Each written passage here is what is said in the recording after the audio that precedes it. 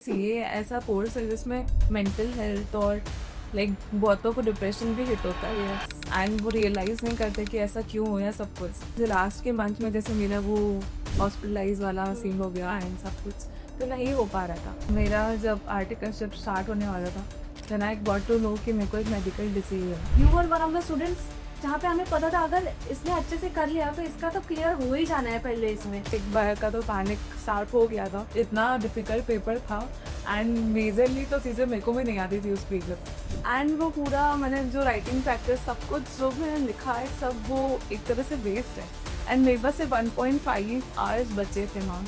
2.5 months में CA final की पढ़ाई करना, वो भी दोनों ग्रुप्स का, एक टास्क ही लगता है। क्योंकि भले ही आपकी पढ़ाई कंप्लीट हो चुकी हो, आपने लेक्चर्स देख लिए हो, फिर भी उसका रिवीजन करना, उसकी राइटिंग प्रैक्टिस करना एंड फिर अच्छे स्कोर्स लाना, ये बहुत ज़्यादा इंपॉर्टेंट हो जाता है। आज के हमारे स्टूडेंट ऐसे ही है जिन्होंने उनका इंडस्ट्रियल ईयरिंग चल रहा था, फिर भी उन्होंने 2.5 मंथ्स में जितनी भी पढ़ाई हुई थी उसको बार बार रिवाइज करके एक अच्छा सा स्कोर वो लेके आए। I would just highlight FR का स्कोर जो उन्होंने 59 है, उसके बाद एएफएम का स्कोर जो 83 था। बाकी का डिस्कशन हम उनके साथ ही करेंगे। वेलकम सीए फाल्गुनी बुलानी।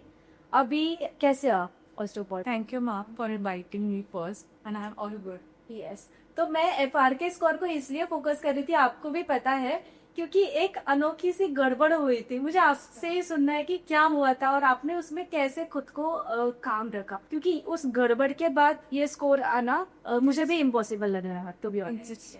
Tell me. So basically mistakes तो सबसे होती है। यस। देन वो भी इतनी बड़ी मिस्टेक हो गई मेरे से, देन वो कोप अप करके स्कोर लाना मेरे लिए बहुत डिफिकल्ट था। बट मैम फर्स्टली तो स्टार्ट ऐसे हुआ कि फर्स्टली तो हम 1 घंटा पहले एग्जाम से हम बुक्स छोड़ देते हैं कि थोड़ा चिल करना है, रिलैक्स करना है। बट देन मेरे साथ ये इंसिडेंस हुआ था कि वो गए तो मेरे को लास्ट के 15 मिनट्स में कुछ याद आया कि ये छोरी रह गई है एंड मुझे एक बार देखना है उसको। देन मैं ठीक है मैं वहाँ पे थी एग्जाम सेंटर में, बट देन पता नहीं क्यों मैं वापस वहाँ पे गई बुक्स पे एंड आई यूज्ड टू मतलब मेरे को देखना था एक बार। देन मैं देखा बट वो थोड़ी देखने के बाद वापस गई, बट देन मेरा कैलकुलेटर रह गया वहाँ पे। विद इन 10 सेकेंड्स बेल बज गई। देन मैंने इन्विजिलेटर को बोला कि मेरा कैलकुलेटर है गया है, तो उन्होंने बोला कि आप बैठ के हम लेकर आते हैं तो आपके बैग में रह गया था? हाँ आपके बैग में रह गया था। वो भी लास्ट एंड मोमेंट में जबकि वो बुक लेने के चक्कर में। देन वापस इनसाइड अगर मैं गई तो फिर वो लोग वही थे कि ना हम बाहर की जाने दे सकते। देन पूरी क्लास बैठ गई, एक ही सीट खाली थी एंड देन विजिटर ने बोला वो सीट पे आप बैठ। देन उसका रोल नंबर था 771 और मेरा था 717 समथिंग। सो मेरे को दिखा भी वही उस टाइम पे और एक ही सीट खाली थी, सो मैं वहाँ जाते बैठी। देन मैम 1 घंटे बाद ये रियलाइज हुआ। 1 घंटे बाद? हाँ 1 घंटे 15 मिनट बाद जब इन्वेस्टिगेटर आए और साइन वगैरह लेके आए, तब ये पता चला कि वो तो मेरा रोल नंबर ही नहीं है। ओ मतलब 5.5 आवर्स में इन्वेस्ट कर चुकी हूँ पूरा उस पेपर के लिए। हाँ, रोल नंबर आपने लिखा होता है उस पेपर हाँ। में। एंड वो पूरा मैंने जो राइटिंग प्रैक्टिस सब कुछ जो मैंने लिखा है सब वो एक तरह से वेस्ट है एंड मेरे पास से 1.5 आवर्स बचे थे मैम। देन मैंने सीट चेंज करी, रोल नंबर चेंज करा, वो पूरी शीट चेंज करी। देन मैम मैंने स्टार्टिंग से वापस से लिखा, बट देन मैम पैनिक बस होता है। पेपर था मतलब उन्होंने देख के लिखने के लिए आपके पास वो दूसरा पेपर दिया था या फिर से आपको सब अपने आप वापस से मैम पूरा वापस से करना पूरा खुद से? हाँ ओके। एंड सब कुछ फॉर्मेलिटी सब कुछ वापस से हुई। देन मेरा बिल्कुल ऐसा था कि बहुत डिमोटिवेट हो गई कि अब 3 आवर्स हैं थे सबके पास, अब मेरे पास सिर्फ 1.5 आवर्स है। यस। हाँ एंड तो मैंने भी मैम एक तरह से एक बार का तो पैनिक स्टार्ट हो गया था कि 5 मिनट तक पैनिक करना चालू करा ऐसे कि अब कैसे होगा, अब शायद ऐसे बिल्कुल दिखने लगता है कि अब तो ये नहीं होगा, अटेम्प्ट तो होगा ही नहीं, अब तो इस बार तो फेल है अपन ऐसे। फर्स्ट पेपर में? हाँ वो फर्स्ट पेपर में कॉन्फिडेंस बिल्कुल वैसा हो गया था कि डाउन हो गया था। देन मैम मैंने स्टार्ट किया कि चलो ठीक है 5 मिनट्स अपन रिलैक्स होने के लिए रखे एंड देन वही कि मतलब एक तरह से ये गॉड को याद करा कि प्लीज ना आप मुझे स्ट्रेंथ दो कि 1.5 आवर्स में मैं इस पेपर को कंप्लीट कर पाऊँ। एंड मैम बहुत लेंदी पेपर था ना था सबका एटलीस्ट मतलब 15 to 20 मार्क्स का छूटा था उस टाइम पे। एंड मैंने अपने माइंडसेट में ये रखा था कि मुझे सिर्फ और सिर्फ 16 मार्क्स का अटेम्प्ट करना है, क्योंकि मेरे लिए वैसा इवन नहीं था कि मैं 100 मार्क्स का अटेम्प्ट करूँ। एंड मैम आप बिलीव नहीं करोगे, मैंने 1 सेकेंड भी मतलब पेन को डाउन नहीं रखा, ना सोचा मैम, जैसे ही क्वेश्चन दिखता था मैं लिखती जा रही हूँ बस। एंड कहाँ से strength I I don't know, may be भगवान ने कुछ किया है क्या, बट मैम पूरे क्योंकि मैंने एक पॉजिटिविटी रखी अपने अंदर कि 1.5 आवर्स मेरे पास अभी भी है, मैं गेम चेंज कर सकती हूँ। एंड देन मैम पूरा कंटिन्यूसली लिखते गए एंड आप बिलीव नहीं करोगे मैं 95 मार्क्स का अटेम्प्ट उस करा। 1.5 आवर्स में भी आपने इतना कवर किया पेपर को। क्योंकि मार्क्स ही बता रहे ना आपके कि क्योंकि 59 तभी आएंगे जब आपने एटलीस्ट 80 के आगे लिखा है, तभी जाके 59 आएंगे। तो ऑलमोस्ट मैं तो एग्जाम्शन ही मानती हूँ उसको कि हाँ कि एग्जाम्शन ही है ये एक तरह का। हाँ डिफिकल्ट था मेरे लिए काफी, बट मैम वही एक कॉन्फिडेंस रखा एंड देन वही बिलीव रखा कि हो जाएगा। 1990 पर लिखना, वो भी ए फर का पेपर, और वो भी ऐसे टाइम पे जहाँ पे आपके पास समय ही आधा है। इट्स वेरी अप्रिशिएबल, क्योंकि मैंने आपकी आवाज सुनी थी आफ्टर योर पेपर, आपका ऐसा था कि मैम मैं अब क्या करूँ। बट मुझे एक बात अच्छी ये लगती है कि इंस्पाइट आप इतना पैनिक हुए थे फर्स्ट पेपर में, उसके बाद भी आप काफी टाइम तक पैनिक थे, I know that. But AFM का पेपर भी आपने बढ़िया से मैनेज किया, बिकॉज इजी था, आई अंडरस्टैंड इजी था। बट इजी पेपर में एक तो बैक एंड में रहता था कि यार FR में ये गलती हुई, हम 10 बार चेक करते चीजों को, वो चेक करके फिर आप जाके AFM का पेपर लिख रहे हो और 83 लिख रहे हो, मतलब 100 का लिख के और इसमें 83 मिले हैं। तो वो कैसे आपने क्या बताया खुद को कि यार चल फाल्गुनी अब चुप बैठ और कर पढ़ाई, वो कब हुआ आपके साथ? सो हम घर पे आने के बाद तो आपको पता है कि मैंने आपको कॉल किया कि हम ऐसा हो गया एंड बट ठीक है, मतलब एक तरह से था कि हाँ कि जो भी प्लान किया 1.5 डे का वो नहीं इम्प्लीमेंट हो पाया, बिकॉज यहाँ से बैक ऑफ द माइंड चल रहा था ये कैसे हो गया। इवन कैलकुलेटर भी मेरे पास उस टाइम नहीं था, तो न्यू कैलकुलेटर था हाथ में एंड बहुत सारी चीजें की स्पीड अप नहीं कर पा रही थी मैं, वो जैसा भी पेपर गया बट नहीं हो पा रहा था। तो एक ऑप्शन ये था कि या तो मैं रोने लग जाऊं और सबको जितने भी इमोशंस है सब निकालो और मैं नहीं कर पाऊँ सब कुछ। फिर मैंने मैम एक डिसीजन ये लिया कि एस्केप मेरा स्लीप है, सो हो जाओ स्लीप। हाँ देन 6-7 आवर्स की स्लीप लेके and then I was like fresh अभी, एंड मैंने स्टार्ट किया टीम मेरा। एंड वही कि 1-2 घंटे में नहीं हो रहा था आने के बाद, एग्जाम के आने के बाद, देन वही 1-2 घंटे के बाद आया थॉट कि नहीं सो जाना चाहिए, बेटर है। देन फिर मैं मतलब 3-4 बजे वापस से स्टार्ट किया। AFM आपका पूरा कवर हो गया था एग्जाम के पहले, जो 1.5 डेज का आपके साथ ब्लाइस शेयर किया था वो कर लिया था फटाफट ना? उसके पहले का AFM का कुछ प्रिपरेशन के बारे में बताना चाहोगे कि कैसे आपने उसको, क्योंकि देखो आई अंडरस्टैंड कि 1.5 डेज इम्पोर्टेंट होता है, लेकिन उसकी नींव बहुत पहले डाली जाती है, उसका प्रिपरेशन बहुत पहले हो जाता है, इसलिए शायद आप पैनिक थे फिर भी आप लिख पाए, क्योंकि आपका राइटिंग प्रैक्टिस था। तो वो कितना आपने किया था एंड डिविजन्स आपके कैसे हुए थे? उसमें भी एक स्टोरी, जैसे इंडस्ट्रियल मेरा चल रहा था, सो उस टाइम पे मैंने SFM थोड़ा कंप्लीट किया था आर्टिकलशिप के साथ साथ। देन जब स्टडी चालू हुए तब मेरा फोकस ग्रुप 2 पे शिफ्ट हो गया, बट देन लास्ट के मंथ में वापस से SFM उठाना था, AFM उठाना था। बट उस टाइम पे मैम एक चीज हो गई थी कि उनको फूड पॉइजनिंग हो गया था। तो मैं 1 वीक तक ऐसे हॉस्पिटलाइज थी एक तरह से, एंड देन पूरा 1 वीक का पूरा स्केड्यूल हुए। देन आई थॉट के ठीक है अपन ने 3 रिवीजन प्लान करे, वी कैन ओनली डू 2।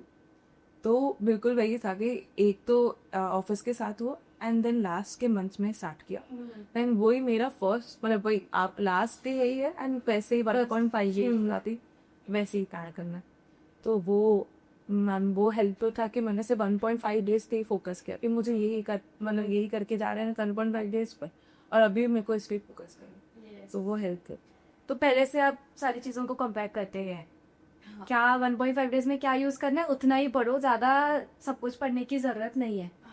आपके ऑडिट के मार्क्स भी काफी मतलब अच्छे है, because it was a very difficult paper वो वाला अटेम्प्ट। लाइक अगर कोई फेल हुआ तो वो सिर्फ ऑडिट की वजह से फेल हुआ है इंडियन के अटेम्प्ट में। आपका स्कोर 46 आया, तो क्या आपने क्योंकि मुझे याद है आपका जब ऑडिट का प्रिपरेशन चल रहा था आप ऑलमोस्ट रो रहे थे हर बार कि ना ऑडिट हो नहीं रहा है खुद से, प्रैक्टिस नहीं हो रहा है या तो रिवीजन नहीं हो रहा है, फिर भी आपने कैसे मैनेज किया, मतलब आप रिवीजन कैसे किया आपने, वो बता सकते हो एक बार? तो मैम जैसे आपने भी सजेस्ट किया था कि एक कॉपी हमें क्वेश्चन बैंक की भी बनानी। यस। सो पहले तो मेरा ऐसे स्ट्रैटेजी थी कि बस मुझे ना मेजरली कॉन्सेप्ट से फोकस करना है, बट मैम फिर वो क्वेश्चन बैंक जो था उसको समराइज करा, देन वो राइटिंग प्रैक्टिस जो थी कि उसको समराइज करते करते मुझे याद भी करना है, देन कीवर्ड्स भी है ना याद करके लिखने हैं, लाइक मैं राइटिंग प्रैक्टिस कर रही थी। सो उस चीज़ को बहुत मतलब वो इम्पोर्टेंस देना, एंड देन फिर वो स्कोर उसी वो स्कोर आ गया मैम। नहीं तो इतना डिफिकल्ट पेपर था, एंड मेजरली तो चीज़ें मेरे को भी नहीं आती थी उस पेपर में, बट मैम ये स्ट्रैटेजी रखना कि 100 मार्क्स का तो अटेम्प्ट करना ही एनी है। फिर ऑडिट हो गया था 100 लिख के, मतलब हाँ 90-95 का तो अटेम्प्ट किया था। क्योंकि ऑडिट में यही होता है ना कि प्रैक्टिकल में कैसा होता है कि आप 100 लिखोगे तो भी आपको 80% तो भी मार्क्स मिल जाते हैं, 60 लिखोगे तो भी 80%, क्योंकि ऑडिट में ऐसा होता है कि 100 लिखो तब जाके 50% मार्क्स आपको आएंगे, एंड आपको भी वैसे ही, मतलब आपने 90-95 लिखा तो आपको बराबर उसके 50% आसपास है। ऑडिट के मार्क्स लिखे थे आपने? और मॉक्स नहीं लिख पाई थी ऑडिट का तो स्पेसिफिकली, ये टाइम इतना नहीं था, बट हाँ जो राइटिंग प्रैक्टिस तो मेरी ऑलरेडी थी। तगड़ी हुई थी। हाँ। और रिवीजन आपका ऑडिट का कितनी बार हुआ था, मतलब पूरा सब्जेक्ट एज होल आप कितनी बार ऑडिट को रिवाइज कर पाए थे? लाइक नॉर्मली तो मैं रोज ही पढ़ती थी ऑडिट। एवरीडे? हाँ एवरीडे, बट लास्ट टाइम जैसे लास्ट के मंथ में जैसे मेरा वो हॉस्पिटलाइज वाला सीन हो गया एंड सब कुछ, तो नहीं हो पा रहा था, बट हाँ कोशिश थी कि 1-2 घंटा जितना हो रहा है। हाँ उसको देख पाऊँ। एंड हाँ राइटिंग प्रैक्टिस तो मैम थी, तो उसके मॉक की शायद नीड नहीं, बट हाँ मैम एक माइंड सेट रखा था कि इतना डिफिकल्ट पेपर आया है तो मे बी मेरे ये नहीं बस सबके लिए डिफिकल्ट है, तो मे बी ग्रेस मार्क्स ना कुछ भी है ना पॉसिबल होगा, बट 40 लाना इज पॉसिबल। अपने हाथ से एक ही चीज है कि हम उस पेपर में कितना बेस्ट कर सकते हैं। हाँ वो आपने किया। यस। तो मॉक्स फिर आपने कौन से सब्जेक्ट्स की दी और आपको मॉक्स का फायदा हुआ, लाइक ऐसे हुआ कि यार मैंने टाइम वेस्ट कर दिया मॉक्स में, या फिर नहीं यार मॉक दिया इसलिए मैं शायद प्रिपेयर कर पाई अच्छे से, ऐसा हुआ? हाँ जब मैं मॉक देती थी तो आप मेक श्योर करते थे कि इवन स्कोर बहुत हाई आ रहा है पर अपन को स्कोर नहीं देखना है, और वैसे स्कोर तो मतलब अगर वैसा स्कोर आता तो मे बी रैंक भी होती, बट हाँ कि जो मॉक्स में स्कोर आ रहे थे उसमें मैंने फोकस नहीं किया कि स्कोर भले अच्छा आ रहा हो, बट मैं मिस्टेक पे फोकस कर। यस हाँ। सो मैम मैं ये मेक श्योर करती थी कि मैं एक पीस ऑफ पेपर पे या डायरी में नोट डाउन करूँ जो मिस्टेक्स मैंने करी है, एंड देन फिर उस मिस्टेक्स को मैं लास्ट 1.5 डेज पे मैं देख रही हूँ। हम लोग प्रिपरेशन में उस दिन के लिए कर रहे हैं। सो हाँ तो कोशिश करी कि एवरी ना मतलब पेपर से पहले एक बार लेके मतलब हमारा व्यू ही वही था आफ्टर मॉक्स कि आप ना भले ही 60 मार्क्स लाओ, इट इज नॉट आईसीआई कि आपको एग्जाम्शन मिल गया, इसलिए तो वो सेशंस में हम ये बताते थे आपको कि वो 40 जो आपने गवाए है उस पे फोकस करो, वो 40 पे अगर वर्क किया तो जाके समझेगा कि क्या मिस्टेक्स मुझे आगे जाके नहीं करनी है। हाँ यस। एक पूछना चाहूंगी कि आपको कब ऐसे, मतलब आपने 2.5 मंथ्स पहले हमारे पास मेंटरशिप लगाया था, तो तब आपको क्या लगा था कि क्या आप में कमी हो रही है, क्या उस तरीके से नहीं पढ़ पा रहे हो एंड आपको किसी गाइडेंस की जरूरत है, वो आपको क्यों नहीं लगा?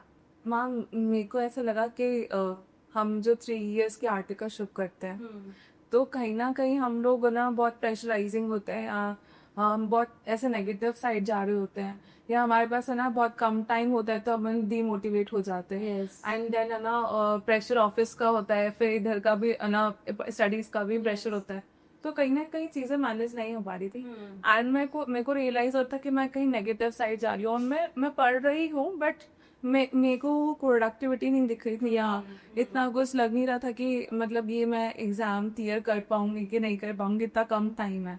देन मैंने मैम आपका एक वीडियो देखा था, देन मुझे लगा कि नहीं यार मुझे नीड है एक टीचर की जो मुझे गाइड करे एंड देन मोटिवेट करे। नहीं हमेशा राज सर बोलते थे कि ना आपको मैं टॉप 3 में देख लूँगी, जब आप है ना आप क्लियर कर लोगे, देन मैम है ना भले हमें कभी कभी बिलीव हम पे खुद पे हट जाता है, बट हाँ जो बेंटर आपको गाइड करते हैं एंड देन डायरेक्शन दिखाते हैं एंड देन वो बिलीव रखते हैं आप पे, देन आपका वापस से वो खुद पे ट्रस्ट आ जाता है। हाँ। yes. सो मैम वो बहुत हेल्पफुल था. एंड देन ग्रेजुअली मैंने स्टार्ट किया. देन थैंकफुली और आपको भी थैंक यू एंड सर को भी थैंक यू कि आपने वो इतनी गाइडेंस दिया एंड देन इतना गाइड किया एंड इतना मोटिवेट किया मेरे कि वो मोटिवेशन बहुत लैक करता था. आपके लिए वही मतलब आप पढ़ रहे थे जो भी हाँ. पढ़े थे आपको जरूरत थी वो थी कि पुश की कंसिस्टेंट पुश कि आप कर पाओगे करो आप कर पाओगे करो. हाँ, ऐसा मोटिवेशन जो सर ऐसे बोलते हैं कि नहीं आप तो कर लोगे तो सा काम हो भी क्या भी कर के काम. बिकॉज मेरा सर आपको हमेशा ना मतलब you were one of the students जहाँ पे हमें पता था अगर इसने अच्छे से कर लिया तो इसका तो क्लियर हो ही जाना है पहले इसमें. बट फिर वो था ना आपका कभी कभी मैम मैं बीमार हो गई फिर आपके घर पे भी मेडिकल इश्यूज चल रहे थे तब भी काफी सारी चीजें आ रही थी. बट उसमें से वे आउट निकाल के आपने काफी अच्छा परफॉर्मेंस दिखाया. मैम और मैं 2.5 मंथ्स बोल सकते हैं बट ना मतलब नेट जो आप टाइम बोलोगे तो और भी कम बिकॉज फैमिली के अलग इशूज चल रहे थे. आर्टिकलशिप का कुछ इशू चल रहा था देन बहुत कुछ ऐसी चीज चल रही थी लाइफ में. सो मैंने आपको बताया था कि मैम मुझसे कोप अप नहीं हो रहा. देन आपने मेडिटेशन वगैरह से इंट्रोड्यूस करवाया. आप हर मेडिटेशन सेशन में थे. कैसे हेल्प हुआ आपको मतलब आप इसके पहले मेडिटेशन करते थे क्या लाइक या फिर जब आपने स्टार्ट किया क्या चेंज आपने नोटिस किया खुद में. सो मैम मेडिटेशन मेरे लिए पहले ऐसे ही था कि हाँ कि क्यों ही करना है अपने को मेडिटेशन एंड क्या ही होगा मेडिटेशन से. लाइक इट्स लाइक कि बोल बस ऐसे लगता था कि हाँ बोलने की बात है ऐसा कुछ नहीं होता.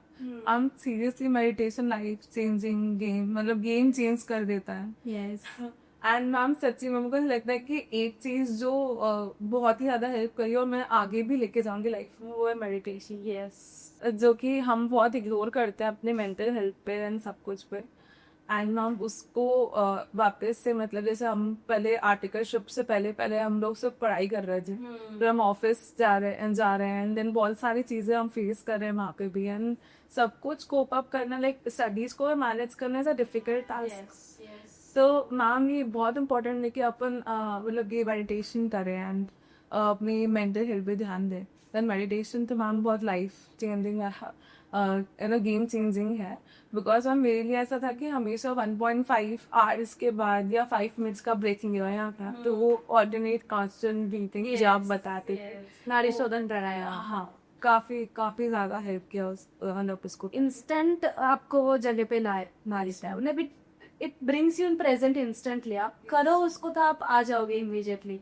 एंड यही होता है ना कि हम हर किसी को बताते हैं कि आप मेडिटेशन करो लेकिन आप जैसे कुछ ही स्टूडेंट्स ऐसे होते हैं जो एक्चुअली प्रैक्टिकली उसको उतारते हैं एंड फिर उसके अपने चेहरे का ग्लो बढ़ जाता है अपना ऑरा बहुत स्ट्रांग हो जाता है. हम फील करते हैं वो चीजों को कि सही हो रही है चीजें अपने साथ. एंड शायद इसी की वजह से आपके साथ जो भी आप अटैक कर रहे थे उसके बाद में वो सब सही सही अटैक कर रहे थे. आप पढ़ाई कर रहे थे इतना आप डिफिकल्टी मतलब FR में ऐसा इंसिडेंस होने के बाद भी आप खुद को काम रख पाए. May be it was because आपने मेंटल हेल्थ संभालना सीख लिया था. यस मुझे ये आपसे पूछना है कि आपके लाइफ में ऐसा कौन सा टर्निंग पॉइंट हुआ मतलब एक CA फाइनल के जर्नी में या पूरे CA के जर्नी में जहाँ पे एक बोलते ना कि इसके बाद मेरी लाइफ चेंज हो गई. ऐसा क्या हुआ आपके लाइफ में. मैम सो मेरा जब आर्टिकलशिप स्टार्ट होने वाला था then I got to know कि मेरे को एक मेडिकल डिसीज है. ओके हाँ उस टाइम पे देन मैम मेरे को हमेशा लगा था कि मुझे बिग फोर्स में से आर्टिकलशिप करनी है एंड इंडस्ट्रियल ट्रेनिंग करनी है. तो मैं बहुत ऐसे थी कि मुझे ऐसे मैं ऑलरेडी प्लान्स थे दिमाग में कि NSS सब कुछ करना. बट देन मैम लाइक अलग ही मतलब वो BC लिखे आगे देन उसको रिकवर करने में 1 ईयर लगा.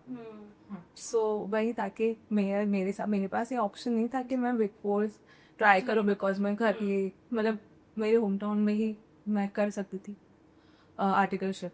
बट देन तो मैम उसको मैंने एक अपॉर्चुनिटी देखा कि ठीक है कि मतलब वहाँ नहीं जा सकते स्पेशलाइजेशन नहीं कर सकते बट हम यहाँ पर मिड साइज में रह के बहुत सारे मतलब एरियाज देख सकते हैं. यहाँ मैं टैक्सेशन कर सकती हूँ मैं ऑडिट कर सकती हूँ मैं डिफरेंट ऑडिट कर सकती हूँ. देन वो चेंजिंग पॉइंट था. एंड देन फिर वापस से मतलब जैसे जो अपन यूनिवर्स में देते हैं कि लाइक मुझे ये चाहिए बिस्पोर्ट जो चाहिए.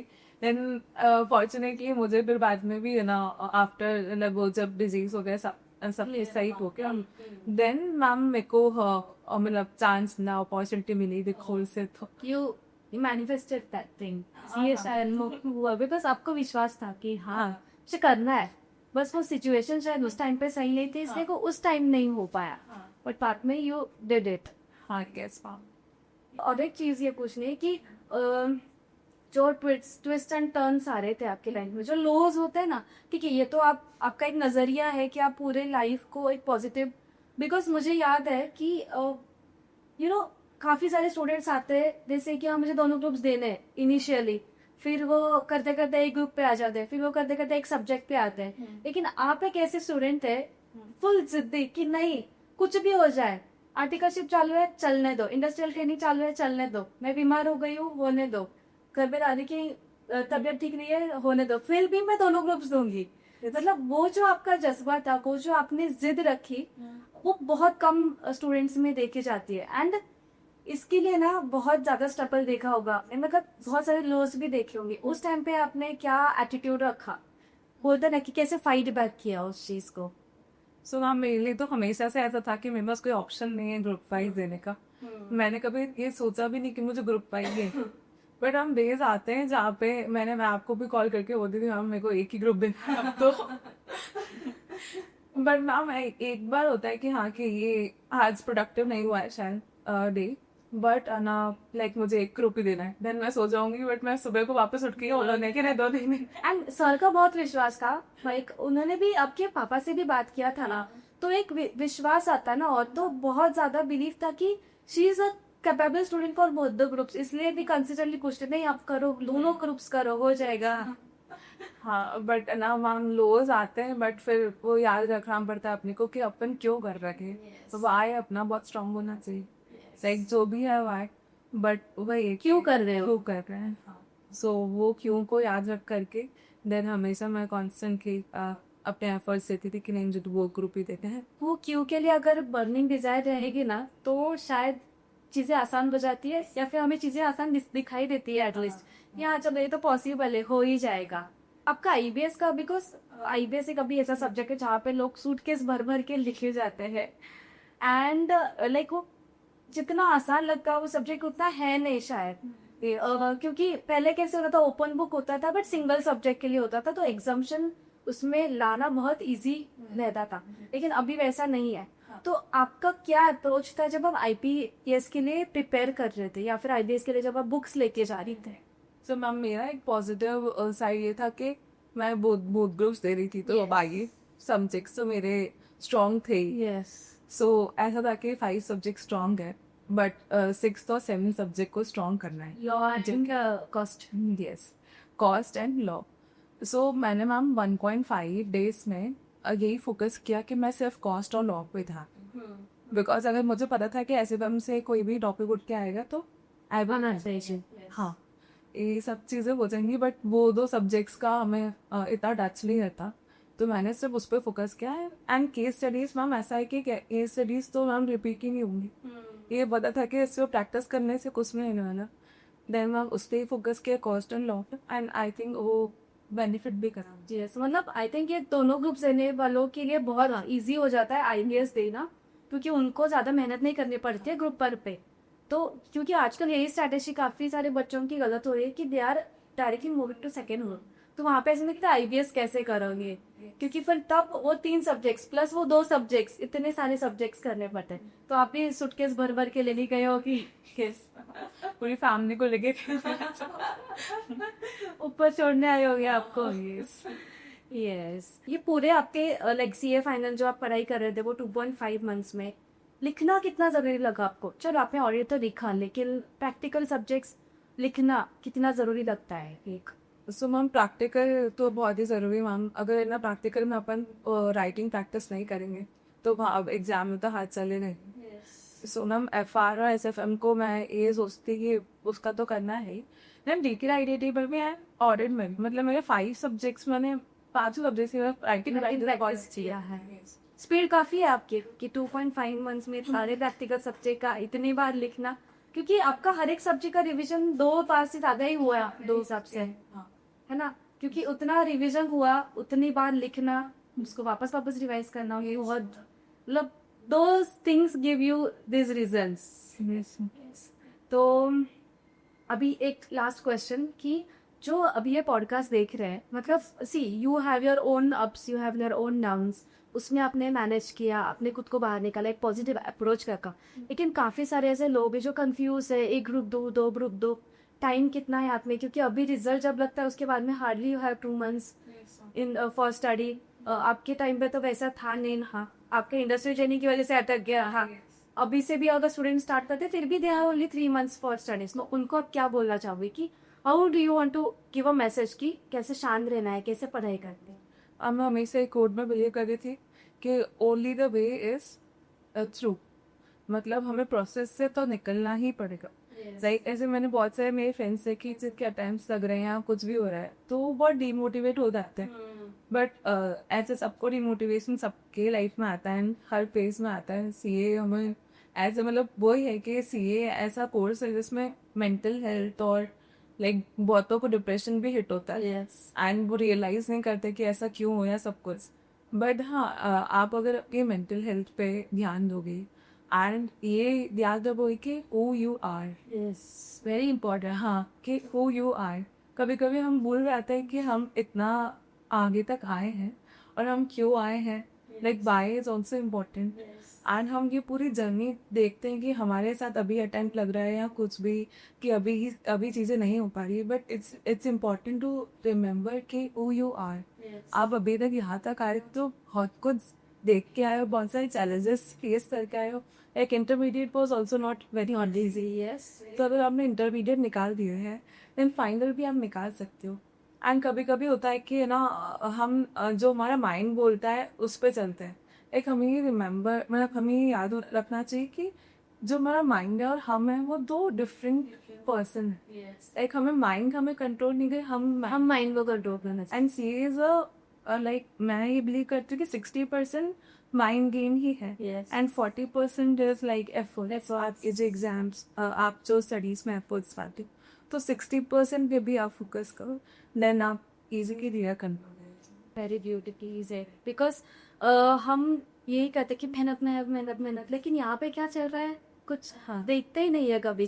तो अगर यहाँ पे क्लियर रहेगा तो शायद एफर्ट्स तो ऐसे हो जाएगा कि हाँ ठीक है कर लूंगी मैं। ऐसे व्हेन यू सरेंडर योरसेल्फ तो आप ज्यादा इजीली कर पाते हो।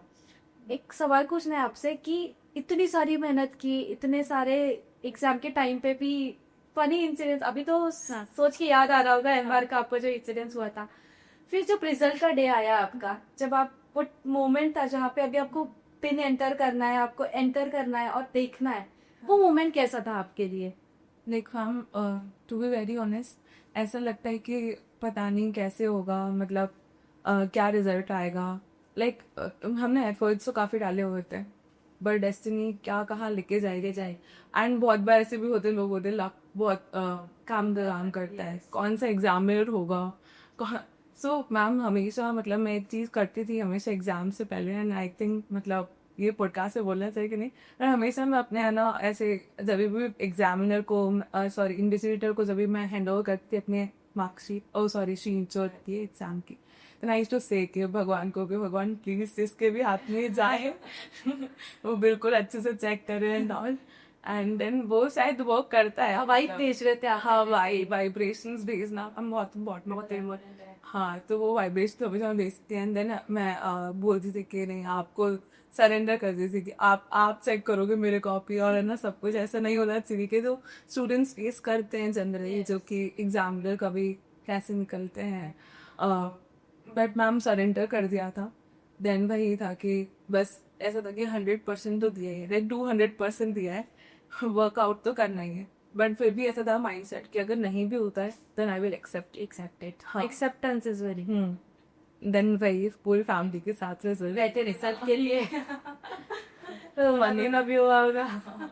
हाँ एक साइड मम्मी एक साइड पापा दादी भाई सब बैठे हुए हैं एंड देन वो स्क्रीन दिख रही है एंड देन बस वो एंटर प्रेस किया एंड देन वो सक्सेसफुल देन लाइक मतलब मैं लिटरली जंप कर रही थी and I was happy and I was also crying के यस। वो खुशी के आंसू होते हैं, वेरी यू नो अनमोल होते हैं वो बहुत, क्योंकि बहुत मेहनत से आए हैं वो। क्योंकि अगर फेल होते तो वो अलग टाइप के आंसू होते हैं, लेकिन आप पास हुए ना, आप आपके सैक्रिफाइसेस, आपने जितनी मेहनत की है वो दाव पे लगाता है इतने महीनों के लिए, या सालों से, जब से हमने सीए स्टार्ट किया है तब से ये जर्नी स्टार्ट हुआ है। एंड जब आप फाइनली सीए बनते हो तो वो तो फीलिंग अलग ही होती है, मतलब वो आप सिर्फ अनुभव कर सकते हो खुद के केस में। मतलब कितनी मिठाइयाँ बांटी थी आपके साथ खाई के होंगी बहुत सारा ना। लाइक वन नेबर्स में, सो मेरी जर्नी में ऐसा था कि मैं कभी भी ऐसे कमरे में बंद होके नहीं पढ़ती थी। सो मैं एक हॉल में पढ़ती थी, लाइक सबकी अपनी अपनी स्ट्रैटेजीज होती है। सो मैं एक हॉल में बैठ के पढ़ती थी, देन मैं दादी के साथ पढ़ती थी, देन मैं मम्मी के साथ पढ़ती सब थी। पूरे फैमिली को पढ़ा रहे थे आप साथ में, सब सीए बन गए सारे में। हाँ, देन मैं सुबह को 4 बजे भी उठती थी। देन मेरे नेबर भी, मैं बोल बोल के पढ़ती हूँ तो मेरे नेबर आके बोलते थे कि अरे हमें तो सुबह 4 बजे से चालू है, आप तो है ना, हमें भी सुनाई देता है।